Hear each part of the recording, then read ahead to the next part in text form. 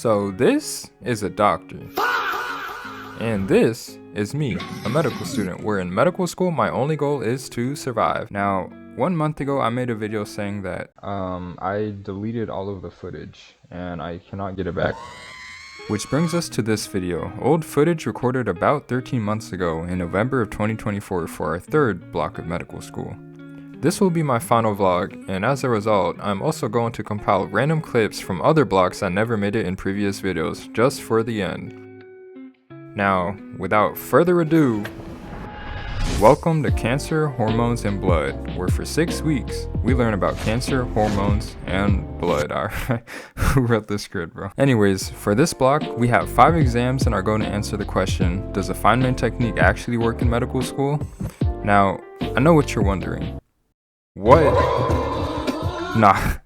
in tarnation is a negative feedback loop of the endocrine system? Let me break it down in plain language. That's actually what this technique is. First, you learn a topic. Then, you explain it in plain language that a kid could understand. Third, you review what you couldn't. And 4, rinse and repeat. So, we'll just say that this is substance 1, this is substance 2, and then this one will be substance 3. So substance 3 will do something. This same substance will also come and kind of like a feedback loop. Now, it would only be right if I pair this strategy with a tried and true anki.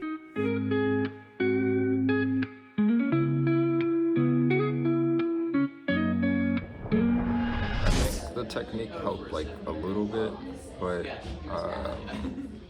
you really do need to know all the details, so maybe it might not be the most effective trying to reduce things down and not dive into the details. So I'll probably try to do more in-depth explanations next week.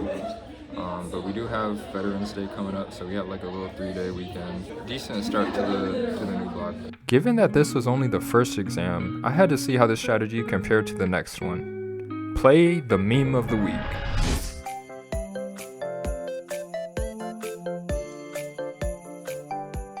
So for breast cancer, we use mammography, which is like just like an X-ray mammogram of the breast, and we look for any tumors.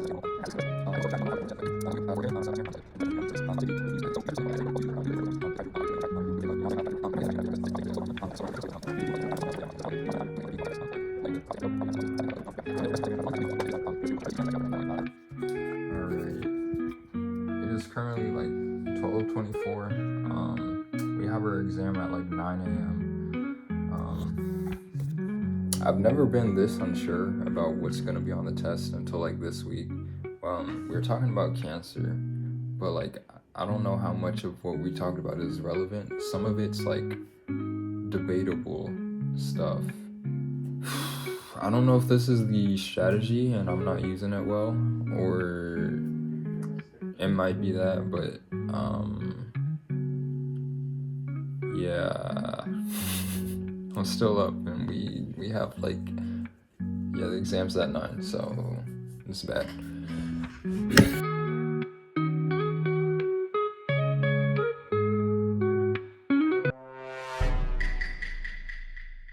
Something ain't right.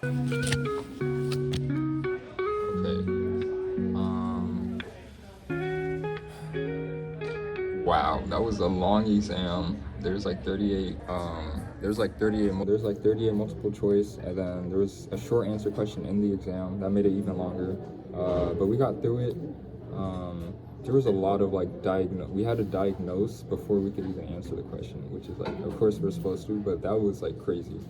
But you know, it felt good when you were able to just identify a pattern and then just skip right to the answer. That saves so much time. But like, if you don't have that pattern down, then it's pretty hard to do that. As I continued the strategy for the rest of the weeks, I realized 2 major things. Not only did I really like this block, but this strategy just did not hold up for the standards of medical school. There's no feasible world where studying for high-yield concepts would allow you to pass exams that question you on the niches of niche concepts. technique completely flopped,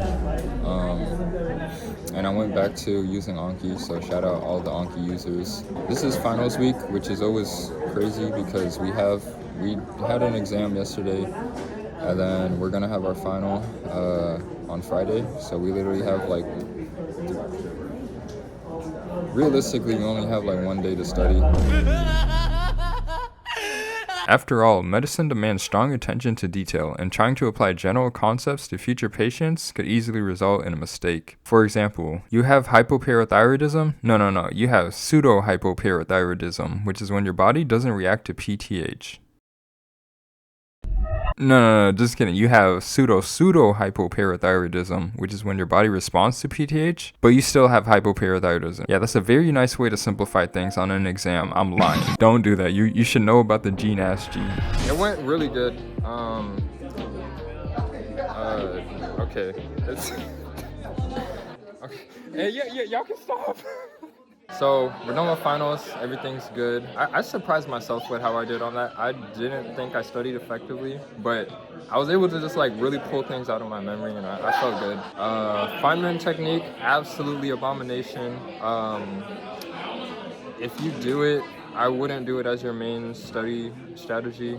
I would just do it, like intermittently in a study group, where you're actually able to like bounce out ideas to each other.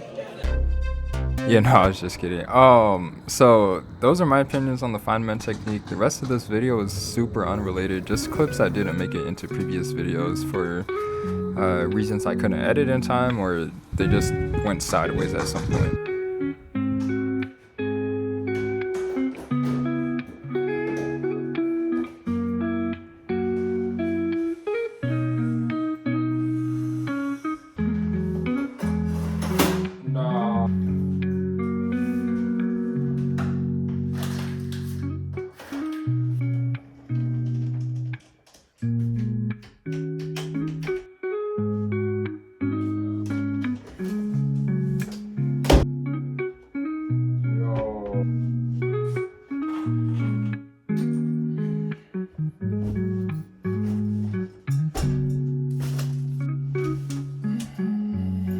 Hey y'all, today is July 3rd. That is 1 day before July 4th.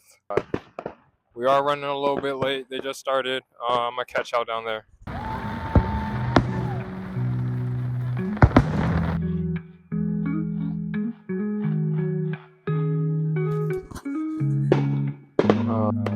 Input that.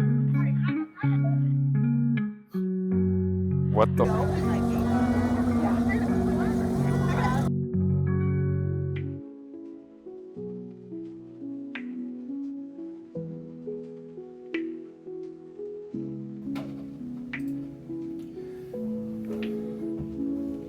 So it looks like you're here for your Alright, I'm going back inside. Also call them like community birth workers or doulas, which as several others have mentioned, reduce C-sections and oxytocin use, and can also be culturally supportive. We have a lot of like good social media advocates going around. There's one I've been following quite some time called like HealWithCJ. He's doing good out there. So I'm gonna shout him out, put him on there. He'll be up there one day. Yeah. What was surprising to you? Yeah. How does it feel to be done with the preclinical phase of med school? I'm pretty excited. I do think it's been really exciting kind of gaining more knowledge as we did each block, and it kind of translated to when we see patients at hospital morning or PCP. But I'm overall excited to be seeing patients soon and just doing that all the time. And you're oh, actually, oh my I do God. need you, Sean. I do need you. Why do you need me? I do need you. What is the question? Wait, what was the question? Alright, Sean, how does it feel to be done with the preclinical phase of medical school? It's very exciting. I think the preclinical phase has been a good time to learn, but lots of exams, and I feel like people are ready to go into clinic. And for me, I'm ready to start my PhD and be in a research lab. So yeah. Was there ever a time where you stopped feeling excited to be here? I think there was blocks that were a little bit harder, but I've made a lot of really good friends, and at least the material is interesting.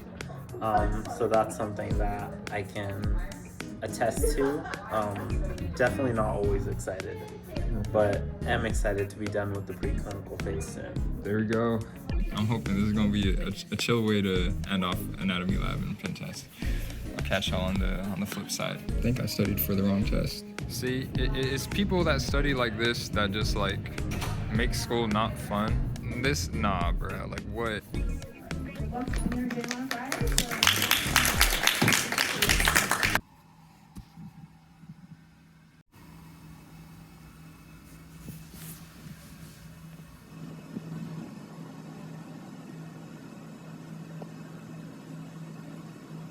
Okay, study break. We're gonna get ready, and then we're heading to class a little early. We're gonna have like a little last class photo. Yeah.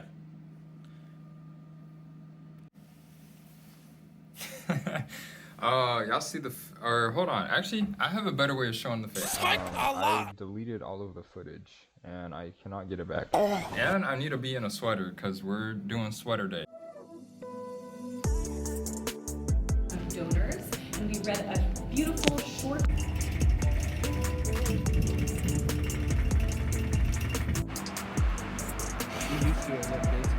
Did you guys ever catch it? Yeah. Y'all ever go to like print something, but like you're broke, and so